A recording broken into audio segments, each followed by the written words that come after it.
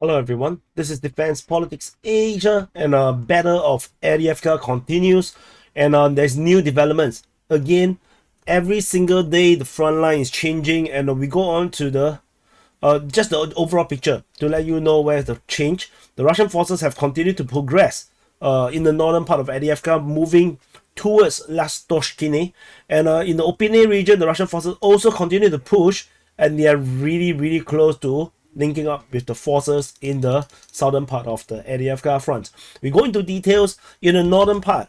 In the northern part, previously the Russian forces have taken these grounds along the entire western highway or western road of the Avdiivka city. They continue to push out and captured the tree lines around here. They taken this tree line, and it looks like they will continue to push onward towards Lastoshkine. And this would be disastrous if the Russians continue to push in this direction. If they continue to push in this direction, because this is the road, this small road around here, this dirt road is the only road that links to the only road out of Avdiivka right now. And if we zoom out a bit, you'll be able to see that from the north of the Khimik region, which is here, this is the Khimik region of the 9th district. There's a dirt road out of here, and it links up to Lastoshkine. This is the fastest. So if the Russians are able to progress to this area here, then any survivors will have to go through even more a longer distance through rather dangerous grounds in the area of Chevenix. So this is the main reason to be of concern. And in the southern side of the Avdiivka front, situation is also quite disastrous. In fact, it's super bad. In the Opine region, so the Russian forces, so Russian forces continue their progress from the Opine region. They continue to push in the northeastern direction, and they are now one tree line, this tree line, away from meeting the Russian forces that is now on the southernmost neighborhood of the Avdiivka front, and which means that they are able to meet. And what will happen once they meet is that it will be a full encirclement of the entire Ukrainian defenders that is currently holding up in this area here. This particular location is the former air defense base. So they call Zenit, if I'm not wrong. So there is still Ukrainian forces that are holding up here, and the Russian forces are putting pressure on them, and the Ukrainian forces holding up here basically have no way out right now.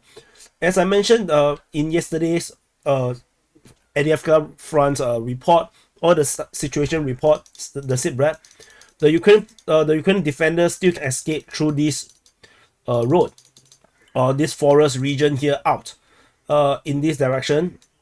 But now even this option is gone. There is actually no more way out. They are operationally encircled, and they are probably just a day away from full encirclement. Any forces that is going to be inside this pocket will be either captured or destroyed. So this is a disaster moment for the Ukrainian forces, and I'm not sure what kind of forces is being thrown into the defense of these very front positions. So we will continue to monitor the situation over at this area here. Otherwise, there is some frontline changes over in the south, with footage of shelling by the Russian forces in the most southern, one of the southern district, which is in the suburb of Ukrainian forces presence. So the shelling means that this area here, this very district in this location is under Ukrainian control and not under Russian control. So thus the front line change in this area here, it invalidates the Russian claims. So otherwise, the Russian forces are also doing heavy bombardments of the Khimik region with videos of massive explosion from major airstrikes. And this explosion, you can see the size of the smoke versus the buildings is crazy. These are heavy airstrikes, and any defenders that trying to hold out in the Khimik region, in this fortress, I would say, or the citadel of Avdiivka, they are not going to survive. There is, because Avdiivka city is a frontline city for 8 years. There is almost no civilians over in this city, which is why the Russian forces has been have been relentless in the way how they shell the city and how they airstrike the city. They have no regards for any living thing inside the city, because there is the assumption is that there is no more civilians in Avdiivka. So the shelling, particularly in this high-rise region, is particularly heavy. So, and there is a video footage I actually forgot to show in the previous. It looks like this.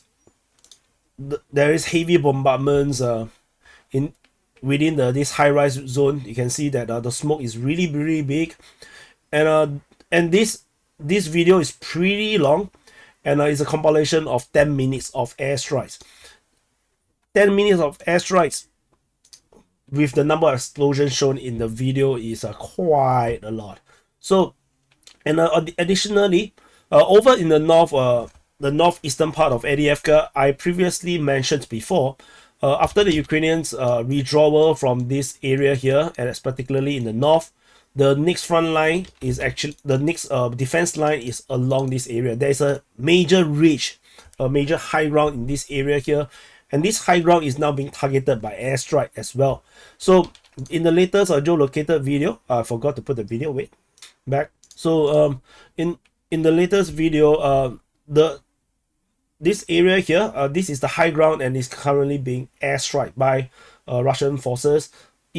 Although the video footage is really hard to tell, but it could be airstrike, it could be artillery strike. Either way, the Russian forces is already now making preparation for the eventual storming of this position. They are now shelling the defending position, the strongholds, and it will be very hard to imagine Ukrainian forces to want to continue to stay there, knowing that there will be no escape. If the Russians continue to progress on the outskirts of Avdiivka, threatening a full encirclement. So this time around, very different from Bakhmut. In the Battle of Bakhmut, the Russian forces, particularly under the Wagner forces, seems to leave a way out for the Ukrainian forces to exit or enter the city. But in the Avdiivka, the Battle of Avdiivka, the Russian forces seems to be a bit more ruthless, and there is a good chance that the Russian forces is going to do an encirclement. In the latest report, the Ukrainian Defense Ministry reported a Russian attack in the direction of Zheveny, and with this push forward, they could meet in the pincer movement just south of Lashtoshkine. That's also a possibility. So I'm not sure what is the plan right now, but there's a few possibility that the Russians could do. They could go for Lashtoshkine. They can go for the pincer movement. Clearly, this is going to be close. So it depends. It really depends. This push, particularly this northern push out of Avdiivka, is particularly surprising to me, but that it makes tactical sense and strategic sense, because the more they push, the more they are inside the rear positions of the Ukrainian forces, because you don't defend your back, you see. So the Russian forces, through this breakthrough in the north, has basically entered into the rear positions of the Ukrainians, and they could attack all the rear positions of the Ukrainian frontline troops that is currently facing the Russian forces, and this will just create a massive collapse of the front line. It could induce massive panic among the Ukrainian defenders, particularly for them. I think in the front line they don't really have internet, so anything that comes at them might be a surprise. But of course, who knows? They might have Starlink, they might have satellite helped to get internet, but I doubt so. I doubt so. I don't even think they have the ability to charge their phone right now if they are on the front line. Anyway, thank you for watching.